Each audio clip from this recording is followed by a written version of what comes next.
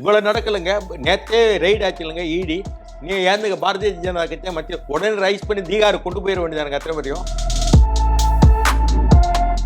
நேற்று போய் கனிமொழி சிரிச்சி நிர்மலா சீதாராமன் பேசிட்டு இருக்கு. இங்கே வெளியே திட்டுறாங்க. நான் வாங்கிட்டு எடுத்துக்க நக்கிட்டு போடான்னு நக்கிட்டு வெளியே வந்துட்டு அவன் எம்பி மந்திரி ஆவான். அரக்கோணம் விஷயத்துல ஒரு ஐடி இவங்க எடுத்து யூஸ் பண்ணுது. போலீஸ் டிபார்ட்மெண்ட்ல கொடுத்த கம்ப்ளைண்ட் எடுத்து யூஸ் பண்றாங்க. அது எப்படிங்க யூஸ் பண்ணலாம்? பவன் கல்யாண் வச்சு ஒரு தெலுங்கு ஓட்டுகள்லாம் சரி பண்ணணும் ஒரு பிரச்சாரம் இருக்குது. அவர் வந்தால் ஒரு 4% ஓட்டு. புஷி ஆனந்துக்கு பாண்டிச்சேரி தான் தெரியும். தமிழ்நாட்டுக்கு பாண்டிச்சேரிக்காரங்க யாரும் தலைமை தாங்கினது கிடையாது. 5 ஆண்டுகள் துவங்குகிறது. இவங்க செய்திருக்கிற மேஜரான ஒரு பெரிய தவறு, பிழை அப்படின்னு நீங்க எதை சொல்றீங்க? எல்லாமே பிழைதான்.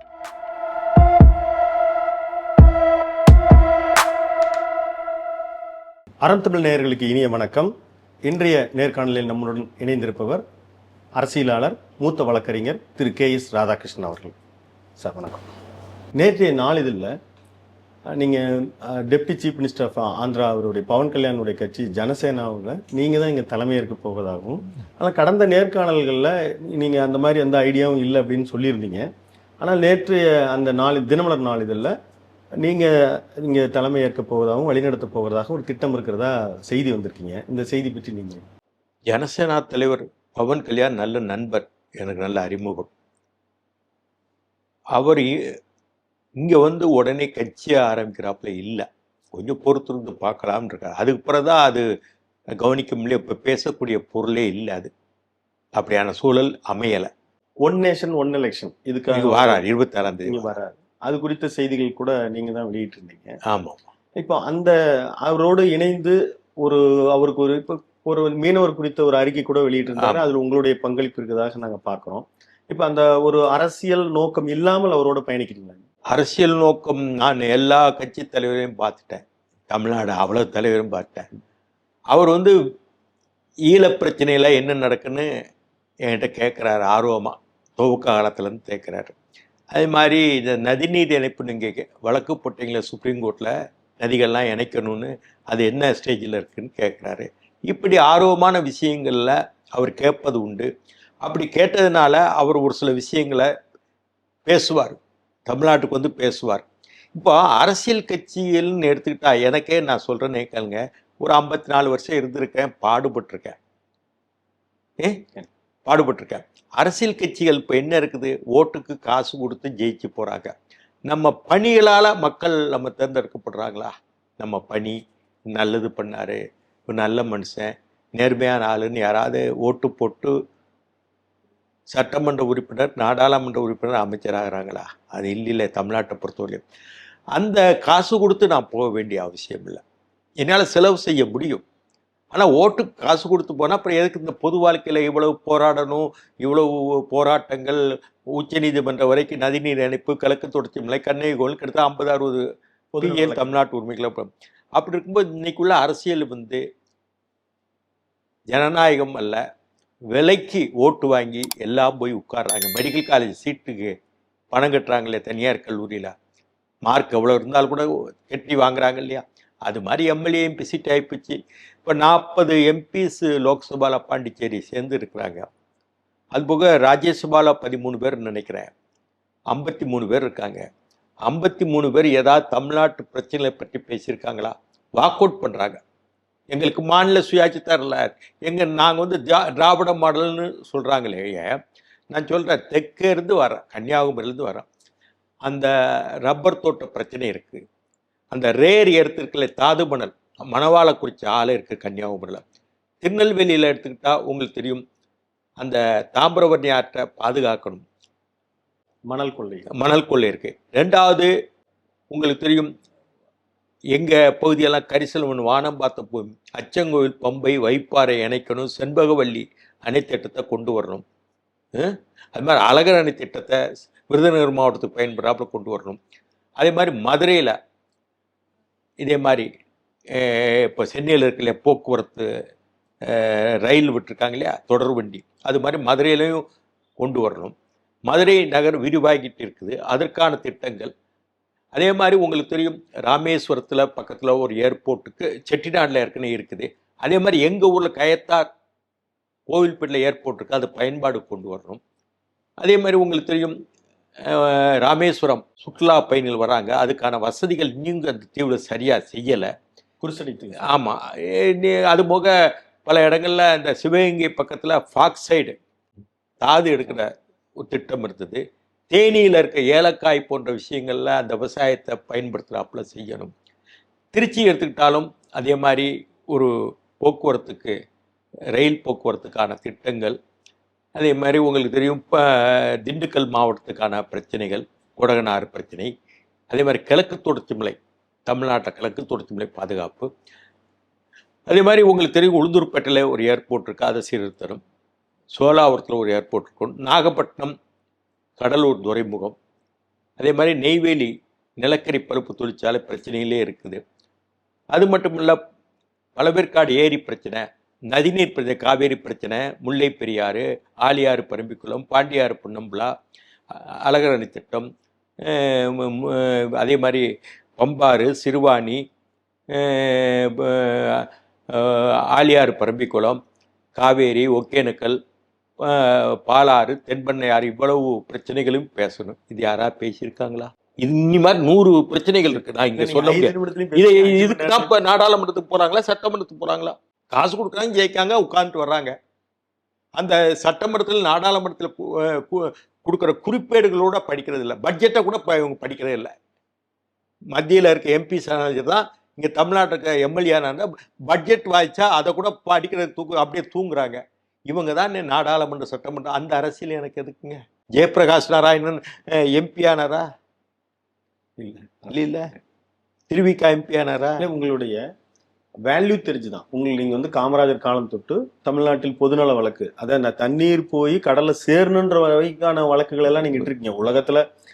விவசாயிகள் பிரச்சனை, கண்ணகி கோயில் பிரச்சனை, தமிழ்நாட்டு உரிமைகள், இதெல்லாம் இருந்தது. நீங்க ஒரு தனிமரமாக இருக்கிறதா, நீங்க ஏன் ஒரு மூவ்மெண்டா ஆரம்பிச்சு அல்லது ஒரு அரசியல் நானும் மூவ்மெண்ட் ஆக்கி ஒரு 4 பேர் எம்எல்ஏ ஆக்கணும், காசு கொடுக்கணும், கொடுங்க, நான் ஓட்டுக்கு என்ன பாக்குறது எனக்கு சொல்லுங்க. அப்படித்தானே இருக்கு நிலைப்பாடு. ஒரு கட்சி ஆரம்பிச்சா என்னாச்சு?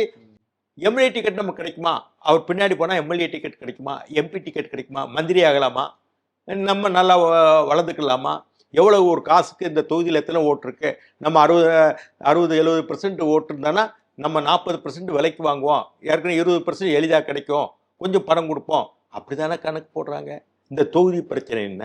நாங்கள் நிற்கிற கோவில்பட்டி தொகுதினா என் பிரச்சனையை நான் வந்து தனி தேர்தல் அறிக்கையை முதல்ல வெளியிட்டேன். நான் தான் 89 தனி தேர்தல் அறிக்கை வெளியிட்டேன். தமிழ்நாட்டில் கட்சி திமுக ஒரு வெளியிட்டோம்னா தொகுதி தேர்தலுக்கு 2 பக்கத்துக்கு வெளியிட்டேன் இல்லையா? அதே மாதிரி பாரதி பேரில் எட்டயபுரத்தில் ஒரு பல்கலைக்கழகம் மாதிரி கொண்டு வருவேன், எவ்வளோ திட்டங்களை பேசினேன். யாரும் ஓட்டு போடலையே, யாரும் ஓட்டு போடலையே.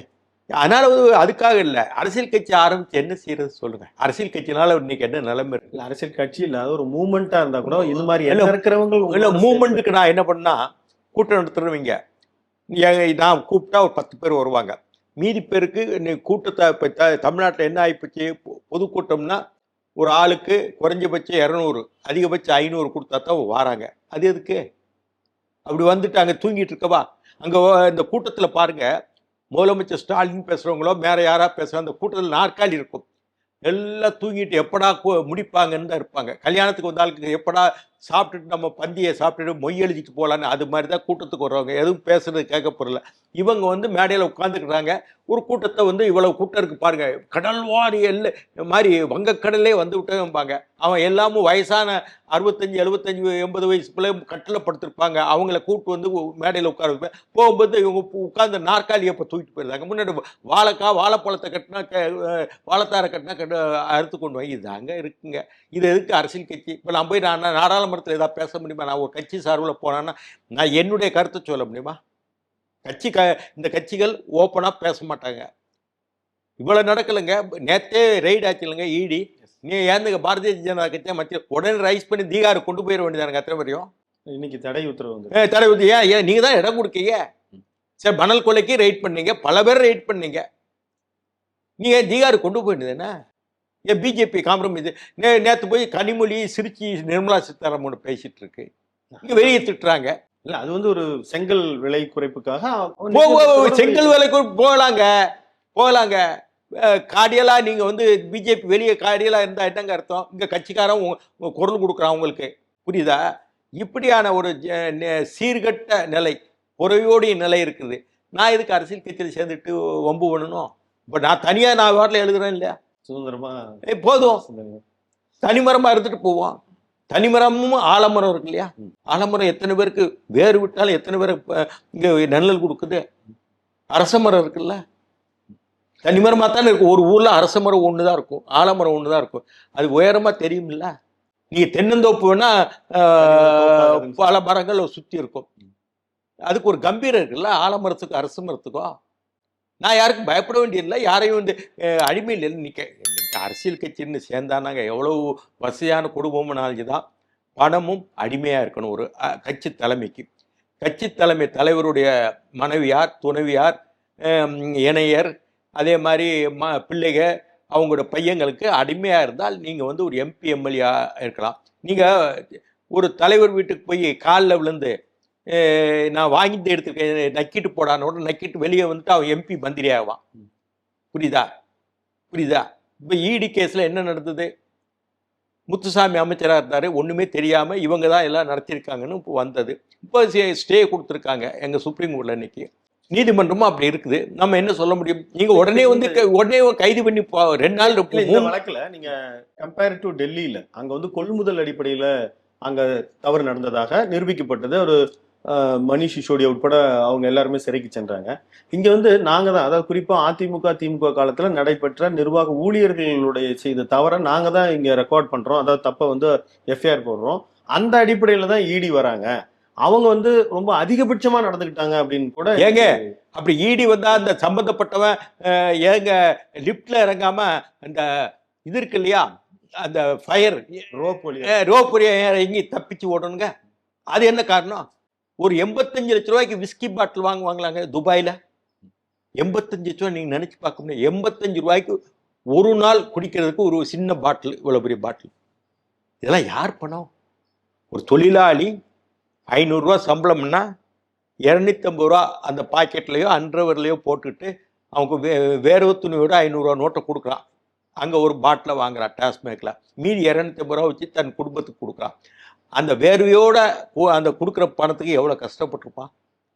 அந்த பணத்தில் தானே நீங்கள் சுருட்டுறீங்க, புரியுதா? இதெல்லாம் சிந்திக்கணும். அது விசால பார்வை யாருக்கு இல்லைங்க. இப்போ எனக்கு என்னங்க வந்து நான் யாருக்கும் அடிமை கிடையாது.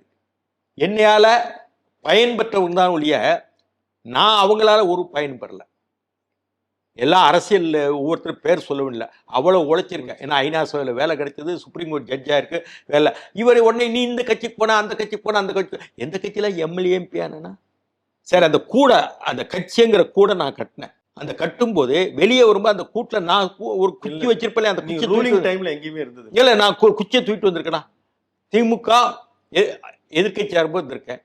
கோபால்சாமி, வைகோ, மதிமுக என்ன நான் ஏதாவது அவங்களால ஆதாயம் அடைஞ்சிருக்கேன்? எனக்கு தான் பொருளாதாரம், என் இளமை இவ்வளோ இழந்திருக்கேன். நீங்கள் அங்கே இங்கே பொண்ணு ஈஸியாக பேசுனேன் அப்படி.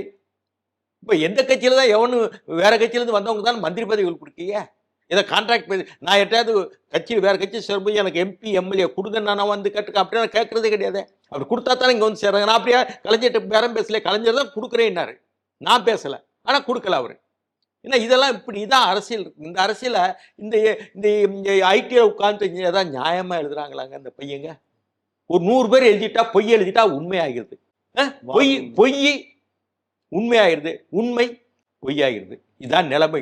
எதுக்கு எனக்கு எதுக்கு யார் வீட்டில் போய் வாசலில் போய் திருநையில் உட்காந்துட்டா இருக்கணும்? நீங்கள் அரசியல் கட்சியில் இருந்தான்னா நான் வேணா வெளியே செய்தி தொடர்பு தலைமை கழக செயலாளர் இருக்கலாம், நான் அந்த குடும்பத்துக்கு அடிமையாக தான் இருக்கணும், அந்த திருநெல்வேலி உட்கார்ந்து தான் இருக்கணும். நீங்க வேலை செய்யலாம், வேலை கண்ணியத்தோடு செய்யலாம், சுயமரியாதையோட வேலை செய்யலாம். கட்சி தலைமை இந்த வேலை உனக்கு கொடுத்துருக்குன்னா அது சுயமரியாதையோட நான் செய்வேன். நீ அடிமைத்தனமா உட்கார்ந்துட்டு வேலை செய்யாம அவங்க குடும்பத்துக்கு வணக்கம் சொல்லிட்டு பாயிரம் பாடிக்கிட்டு இந்த வைணவத்தை சொல்லுவாங்க சரணாகதியம்பாங்க இல்லையா, ஆழ்வார்கள், பெருமாளுக்கு சரணாகதி ஆவாங்களையா, அது மாதிரி சரணாகதி வேண்டியதில்லை. நான் ஏதாவது கெட்டு போயிட்டுனா, ஏதாவது அரசியலுக்கு சேர்ந்தா கெட்டு போயிட்டுனா, அவர் பவன் கல்யாணம் வரும்போது வரட்டும், வரும்போது பார்த்துக்கலாம். அவரு ஒரு சில விஷயங்கள்ல எனக்கும் அவருக்கு ஒரு கொள்கை ரீதியான ஒரு ஒற்றுமை இருக்குது. அது காலப்போக்கில் எப்படி வருதோ நீண்ட காலமா நீங்க பேசிட்டு இருக்கிறத சொல்றீங்க. அந்த அடிப்படையில அவருக்கு வந்து தமிழ்நாட்டின் மீது தமிழ்நாட்டு ஒரு அக்கறை இருக்குன்றீங்க. அது காலம்தான் பதில் சொல்லும். கால நேரம் பார்ப்போம். கால நேர வர்த்தமான்கள் இருக்கு இல்லையா, அது மாதிரி. இப்போ இங்க சமீபத்துல ஒரு அரக்கோணத்துல நடைபெற்ற ஒரு பாலியல் வழக்காகட்டும், இதற்கு முன்னால் அண்ணா யூனிவர்சிட்டி வழக்காகட்டும், அந்த தொடர்புடையவர்களை வழக்க வந்து உடனே பொது வெளியில் வெளியிடுவது, அதுல இப்ப நடந்து முடிந்த அந்த அரக்கோணம் விஷயத்துல நானே ட்வீட் நீங்க போட்டிருந்தீங்க. அது வந்து ஒரு ஐடி இவங்க எடுத்து யூஸ் பண்ணுது, போலீஸ் டிபார்ட்மெண்ட்ல கொடுக்க கம்ப்ளைண்ட் எடுத்து யூஸ் பண்றாங்க. அது எப்படிங்க யூஸ் பண்ணலாம்? அது யார் கொடுத்ததுங்க? அதே மாதிரி இந்த எஃப்ஐஆர்ல பேர் அண்ணா பல்கலைக்கழகத்து எஃப்ஐஆர்ல ஏன் பேர் போட்டாங்க? அது அப்படி முழு ஐடென்டிட்டி எப்படி? நீங்க இதெல்லாம் ஒரு அவத்தமான காரியம் இல்லையா? இவ்வளவு பகல் நேரத்தில் இருக்க அண்ணா பல்கலைக்கழக விஷயம் எல்லாருக்கும் தெரியும். அங்கேயும் அரக்கோணத்துல தெரியும்.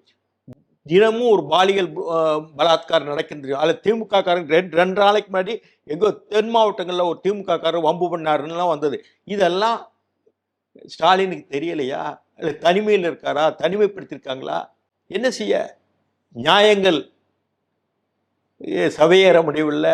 நீராயுதபாணியாக காவல்துறை தாங்களாவே தங்களை வந்து இப்ப கட்சிக்காரர்கள் போல் நடந்துக்கிறாங்களா? அவங்களாவே வாலியன்ட்ரி. அதற்கு டெய்லி பத்திரிகையில செய்தித்தாள் தான் வந்துட்டு இருக்குல்ல. தினமும் ஒரு கொலை, தினமும் நீதிமன்றத்திலே வெட்டி கொள்றானே, நீதிமன்றத்திலே வெட்டி கொள்றாங்களே, பக்கத்துல பட்டப்பகல் நடக்குதுல்ல. கொலை, பாலியல் பலாத்காரம், போதைப் பொருட்கள் விற்பனை, அது மாதிரி கள்ளச்சாராயத்துக்கு 2-3 மரக்காணம், கள்ளக்குறிச்சி உதாரணமா இருக்கு. எல்லாமே சட்ட ஒழுங்கு சரியில்லையே. சட்ட ஒழுங்கு அவர் ஸ்டாலின் கையில் தான் இருக்குது. நான் வந்தால் தயவுதாட்சியம் காணாமல் நடவடிக்கை பண்ணாரு. அதுக்கு பிறப்பு என்ன சொல்றாரு? தமிழ்நாடு மாதிரி சட்ட ஒழுங்கு சிறப்பாக இருக்கின்றது, வேற மாநிலம் கூட முன்னோடியாக இருக்கின்றது. டெய்லி ஒரு கொலை நடக்கு. நீங்க எப்படி சொல்றதுக்கு? வெக்கப்பட வேண்டாமா? ஜாதி கலவரங்கள் கூட இல்லைன்ற நான் சாதனை இல்லை. அப்புறம் என்ன இருக்கு? எதுவுமே இல்லை. இல்ல நீங்க தான் டெய்லி பேப்பர் பார்க்கணும். அப்புறம் இந்த தமிழ்நாட்டு மக்கள் என்ன செய்ய? எல்லாம் ஓட்டுக்கு காசு கொடுத்து போடுறாங்க. அவங்களுக்கு என்னன்னுங்க, வலுவான கூட்டணி வச்சிருக்கோம். தேர்தல் நேரத்தில் ஓட்டுக்கு எவ்வளோ சம்பாதிச்சு வச்சிருவோம், கூட ஒரு 1000 ரூபா போட்டு கொடுப்போம், ஜெயிச்சிருவோம். மறுபடியும் வந்து உட்காந்துக்கிடுவோம், வியாபாரம் பண்ணுவோம். அரசு ஆட்சி இல்லை, அரசியல் வியாபாரத்தை பண்ணுவோம். புரோக்கரேஜ் இருக்காங்க, அமைச்சர்களோ மற்றவங்களும் இருக்காங்க, பார்த்துக்குடுவாங்க. இதாங்க இருக்கு. இல்லை என்ன பேசுறதுக்கு என்ன இருக்குது? இப்போ அதிமுக பிஜேபி இந்த கூட்டணி இணைவு, மீண்டும் ஒரு கூட்டணி இணைவு அவங்களுக்கு ஒரு நல்ல வெற்றி வாய்ப்பு தரும்னு நினைக்கிறீங்களா? அதிமுகவுக்கு ஒரு வாக்கு வங்கி என்பது ஒரு 34% இருக்கின்றது. திமுகவுக்கு 24-25% வாக்கு வங்கி. 34னா பாரதிய ஜனதா கட்சி போன தடவை 12%. அதாவது அவங்க 11%, அவங்க கூட்டணி கட்சிகளோடு சேர்த்து 19%. அதை நான் 12% போட்டுக்கிடுவோம். 34 இதில் 10% எடுப்போம். பாரதிய 34 + 10 45. பவன் கல்யாணம் வச்சு ஒரு தெலுங்கு ஓட்டுகள்லாம் சரி பண்ணணும் ஒரு பிரச்சாரம் இருக்குது. அவர் வந்தால் ஒரு 4% ஓட்டு தெலுங்கு பேசுகிற திமுகவுக்கு போகிற ஓட்டுகள் இங்கே கிடைக்கும். அதை தான் நாங்கள் முன்னே இல்லை, அதான் கிடைக்கும். அதுக்கான ஏற்பாடுகள் அவர் இப்போ கட்சி ஆரம்பிக்காமல் பிரச்சாரம் செய்யலாம் இல்லையா? அது மட்டும் இல்லை, அது எவ்வளோது ஒரு 50 கிட்ட வருது. பிறகு பாட்டாளி மக்கள் கட்சியோ தேமுதிகவோ சேரலாம் இந்த கூட்டணியில். அதுவே கிருஷ்ணசாமி ஏற்கனவே தென் மாவட்டங்களில் இருக்கிறாரு. இப்படியான நிலையில் ஒரு 52-53% இருக்கும். கிராசாந்தி வால் ஈஸியாக வெற்றி பெறலாம். இப்படியா இருக்கும்போது திமுக மேலே எவ்வளோதான் ஊழல் பணங்கள் கொடுத்து பண்ணாலும் கூட மக்கள் மத்தியில் ஒரு கெட்ட பேருங்கிறது இருக்குது. அதை எந்த அளவு பிரச்சாரத்தில் பாரதிய ஜனதா கட்சி கூட்டணி அதிமுக கூட்டணி இதை எடுத்துகிட்டு போகிறதோ அதில் ஒரு ஓட்டு வங்கி கிடைக்கும் இல்லையா அந்த அரசுக்கு மேலே. இப்படியான நிலை வெற்றி பெறுவதற்கு சாதகமான கூட்டணியாக அது இன்றைக்கு தெரிகின்றது. அதுபோல் விஜய் என்பவர் ஒரு அணியாக நிற்கின்றார். நடிகர் விஜய் நல்லா கொண்டு வரலாம் நாங்கள்லாம் ஒரு காலத்தில் நினைச்சோம். அது இப்போ நாங்கள் பேச ஒரு மிஸ் ஆனதான் நினைக்கிறேன். இல்லை, அவர் சரியாக்குமே இல்லை, அவருக்கு சரியான அனுபவமான ஆட்கள் இல்லை. எம்ஜிஆர் அதிமுக துவங்கினார். முஸ்லிப்பித்தனை வந்து மன்ற செயலாளர் தான் வச்சுக்கிட்டார், பொதுச் செயலாளர் போல. புஷி ஆனந்துக்கு பாண்டிச்சேரி தான் தெரியும். தமிழ்நாட்டுக்கு பாண்டிச்சேரிக்காரங்க யாரும் தலைமை தாங்கினது கிடையாது. புரியுதா? அது மாதிரி இந்த ஜான ஆரோக்கியசாமின்னு ஒருத்தர் 2 பேரை வச்சுட்டு தான் விஜய் இருக்கிறாரு. இவங்க 2 பேர் இது மாதிரி சூழ்நிலை ஒரு நல்ல ஒரு ஆலோசனை சொல்லலாம் என்று எங்கள் கூட தொடர்பு கொண்டாங்க. வெங்கட்ராமன் பொருளாளர், அவர் ஹேண்ட்ஸு பெருசாக அந்த கட்சியில் இல்லை. அவர் என்கிட்ட எங்கே தொடர்பு கொண்டார், பழக்கற்பையாவட்டும் தொடர்பு கொண்டார், ஜெயந்தி நடராஜன்கிட்ட பேசியிருக்காருன்னு நினைக்கிறேன். இவங்கெல்லாம் வந்திருந்தால் அவருக்கு ஒரு ஆலோசனை சொல்லியிருப்போம். அவர் தான் சினிமா ஷூட்டிங்கில் இருக்கார், நடிகர் மாதிரி இருக்கார், பார்க்க முடியல. நமக்கு என்ன வந்துச்சு, நம்ம மரியாதை முக்கியம் இல்லையா, நம்ம யார்கிட்ட போய் மண்டியிடக்கூடாது இல்லையா, ஒரு ஆள் மதித்தா நம்ம மதிப்போம். அதுக்காக இந்திரன் சந்திரனை கூட நம்ம போய் பார்க்க மாட்டோம் இல்லையா, ஒரு நீங்கள் வணக்கம் சார்னா வணக்கங்க நல்லா இருக்கீங்களான்னு கேட்போம். நீ அந்த துணி இல்லாமல் ஏதோ நாளைக்கு ஜெயிச்சாச்சி முகம் இருக்குது முகத்தை காட்டிட்டு தான் இருக்கும். அவர் இன்னும் சினி ஸ்டாராக இல்லை இருக்கும்.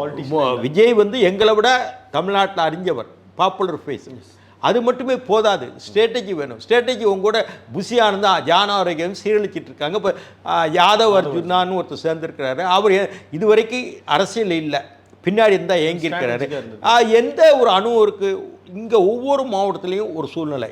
சென்னையில் தமிழ் பேச்சு ஸ்லாங் ஒரு மாதிரி இருக்கும் குரல். செங்கல்பட்டு ரயில்வே ஸ்டேஷன் போனால் அந்த குரல் வேறு. அப்படியே போனால் விழுப்புரத்துக்கு குரல் வேறு.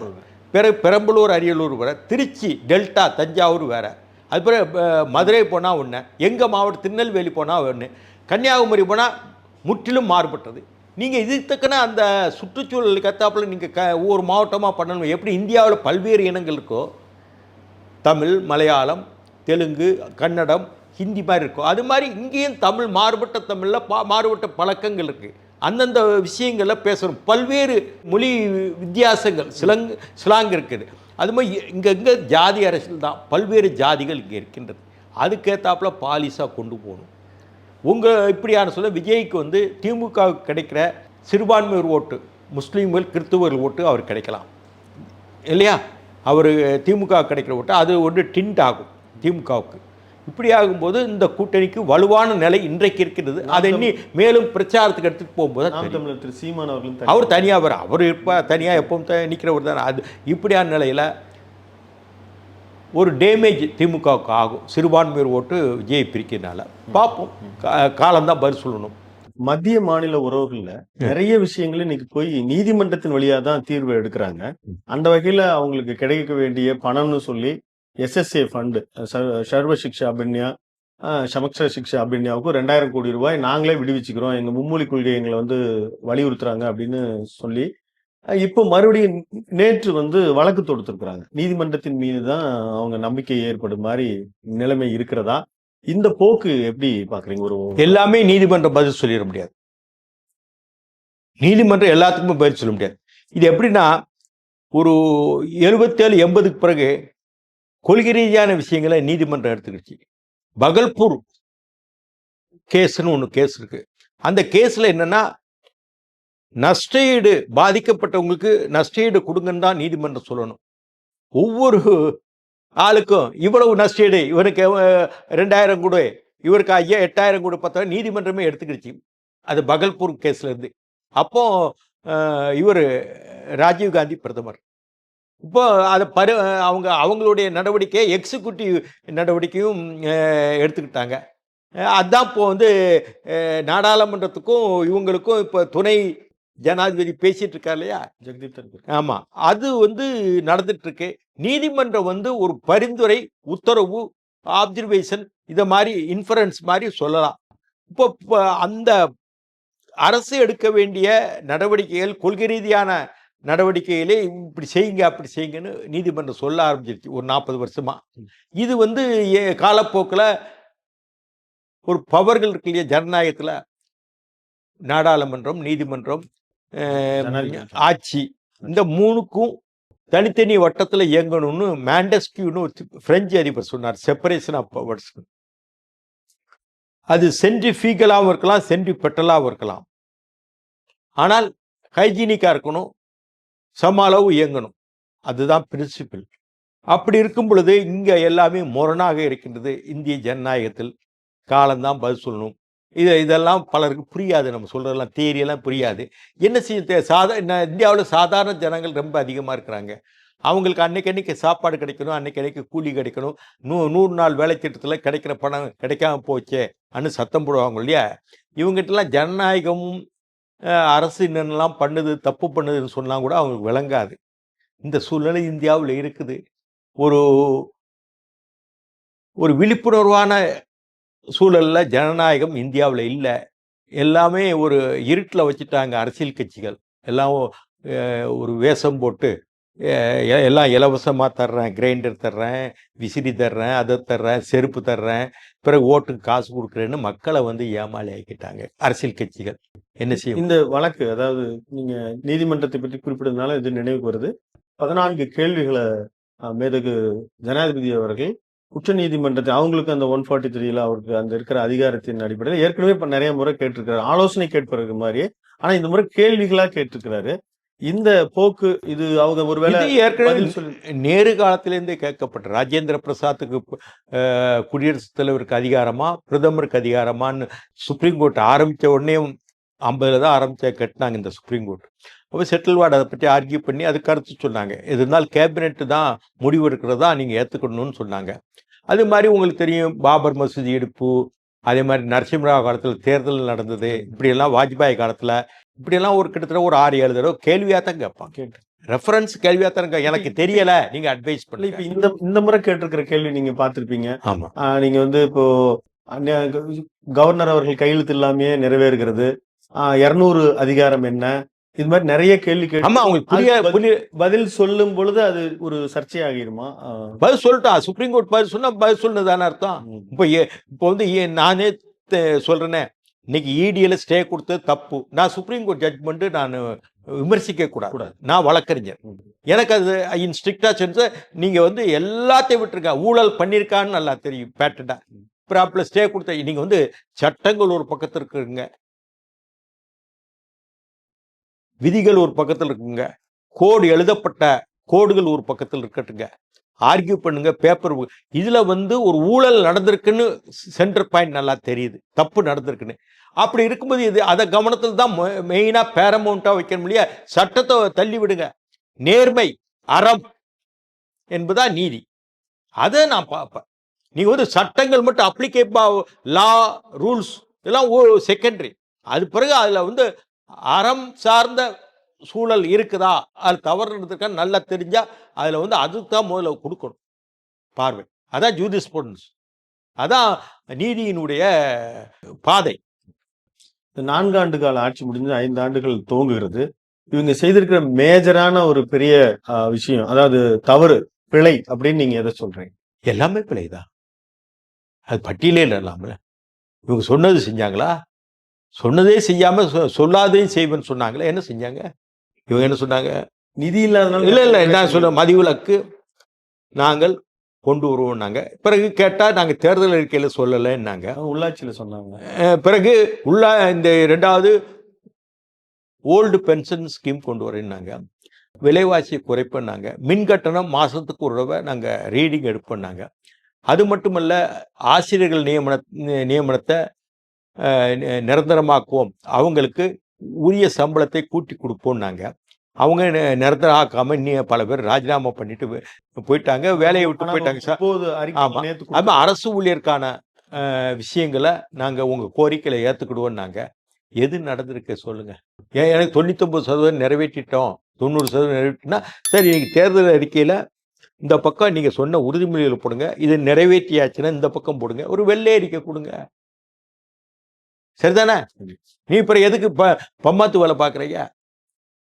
இப்ப ஸ்டெர்லைட்டை நீங்க தான் உத்தரவு போட்டு, பழனிசாமி அமைச்சர், சுற்றுச்சூழல் அமைச்சர், எப்போ 96 ஆட்சிக்கு வந்த உடனே நீங்க அனுமதி கொடுத்தீங்க, உங்க பேர்ல தான் ஸ்டெர்லைட் அனுமதி கொடுத்தது. பிறகு ஸ்டாலின் துணை முதல்வரானாரு, அந்த ஸ்டெர்லைட்டுக்கு தூத்துக்குடியில் இடம் கொடுத்தாங்க. இந்த தூத்துக்குடி பெரியசாமி குடும்பம் தான் ஃபார்வேர்ட் ஏஜிங் அதிகமாக தொழில் பண்ணாங்க ஸ்டெர்லைட்ல. இவ்வளவு ஆதரவா இருந்தீங்க. பிறகு ஸ்டெர்லைட் நாங்க மாத்திட்டோம், ஸ்டெர்லைட் நாங்க மூடிடுவோம், ஸ்டெர்லைட்டுக்கு எதிராக இருக்கோம்னு சொன்னார் ஸ்டாலின் போன தேர்தலில். இப்போ கனிமொழி மனு வாங்குது, ஸ்டெர்லைட் ஃபேக்டரியை திறக்கிறதுக்கு மனு வாங்க. அப்புறம் இவங்களை என்ன சொல்றது சொல்லுங்க? நீங்க ஒரு முடிவு எடுத்துட்டீங்க இல்லையா? ஸ்டெர்லைட் கூட முதல்ல நீங்க தான் அனுமதி கொடுத்தீங்க, பிறகு நீங்க மாத்திக்கிட்டீங்க, இன்னும் ஸ்டெர்லைட் வரவே வராது அன்னு நீங்க கனிமொழி தூத்துக்குடி நிற்கும்போது தேர்தல் காலத்தில் சொன்னார். அதே ஸ்டாலின் சொன்னார் பிரச்சாரத்துக்கு வரும்போது. அது சுப்ரீம் கோர்ட்டும் மூடி சீல் வச்சிருச்சு. திரும்பவும் அதை திறக்கணும்னு மனு வந்தா அவங்களை சந்திக்கலாமா நீங்க? இல்லைங்க, நாங்க ஒரு முடிவு எடுத்துட்டோம், நீங்க வந்து என்கிட்ட மனு கொடுக்குறது நியாயம் கிடையாதுன்னு சொல்லணுமா வேண்டாமா? அந்த மனுவை வாங்கிட்டு பேப்பர்லயே அந்த படத்தை வெளியிட்டா என்ன அர்த்தம் இருக்கு? மக்கள் ஒன்றும் கோமாளிகளா? பீப்புள் ரியாக்ஷனை டெஸ்ட் பண்றாங்க. என்ன என்ன டெஸ்ட் பண்றாங்க? அவங்க என்ன சொல்ல கனிமொழிக்கு என்ன தெரியும்? கனிமொழிக்கு என்ன சார்? கொஞ்சம் கேளுங்க. கலைஞர் 3வது மாடியில் உட்கார்ந்துட்டு இருக்காரு. நாங்க படியேறி அவரை பார்க்க போகணும். கோபாலபுரத்தில் உட்கார வைங்க படியேறி. நாங்கள் படியேறும்போதே 2 பேரும் எங்களை தள்ளி விட்டுதாங்க, கீழே விழுந்துடுறோம். பிறகு ஏறுறோம். கனிமொழிக்கு ஸ்டாலினுக்கு உதயநிதிக்கு என்ன? அவங்க வீட்டில் லிஃப்ட் இருக்கு. நேராக அவங்க அப்பாவையோ தாத்தாவையோ பார்த்துடுறாங்க, ஒரு பதவி வாங்கிக்கிறாங்க. இதுதான் சார். வேற என்ன சார்? கனிமொழி 2004க்கு முன்னாடி கனிமொழியின் நிலை என்ன சார்? திடீர்னு வந்தாங்க, இன்னைக்கு கனிமொழி முக்கிய தலைவி ஆகிட்டாங்க. நாங்கள்லாம் ஒரு அவங்கள விட ஒரு 30-20 ஆண்டுகளுக்கு முன்னாடி நாங்கள் எந்த நிலைக்கு வந்திருக்கிறோம்? இப்போ திமுகவில் எம்பியா இருக்கவங்க எத்தனை நாளை எப்போ வந்திருக்காங்கன்னு நீங்க பாருங்க. அவங்களுக்கும் கலைஞருக்கு ஏதாவது தொடர்பு இருக்குமான்னு பாருங்க, எக்ஸப்ட் டிஆர் பால தவிர. ராசாவே 95 தானே வந்தாரு, 98 தானே வந்தாரு. நாங்க அதை விட சீனியர் ஆச்சே. வந்த உடனே ஒரு அமைச்சர் வெங்கைய நாயுடு கீழே MOS போனாரு, கிராம எது ரூரல் வச்சு வந்தாரு. இப்படித்தானே.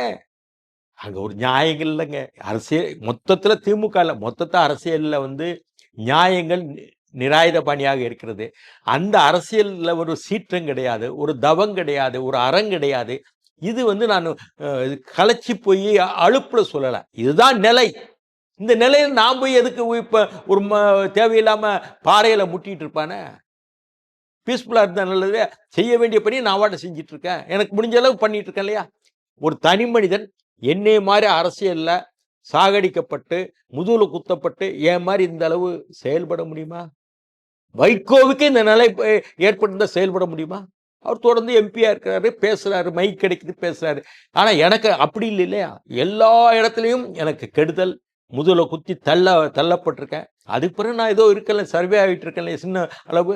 வேற யாருக்கா இந்த மாதிரி என்னுடைய நிலைமை ஏற்பட்ட இருக்க முடியுமா? ஜீவிக்க முடியுமா? சுவாசிக்க முடியுமா?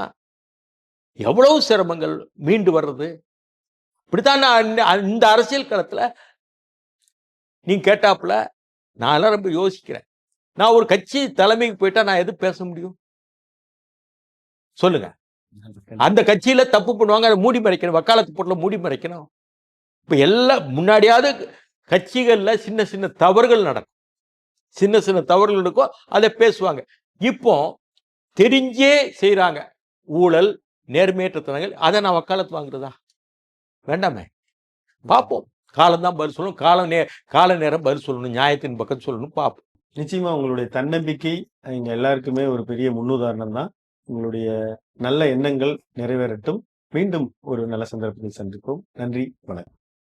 நேயர்களே, தொடர்ந்து இணைந்திருங்கள் அறம் தமிழ். நன்றி, வணக்கம்.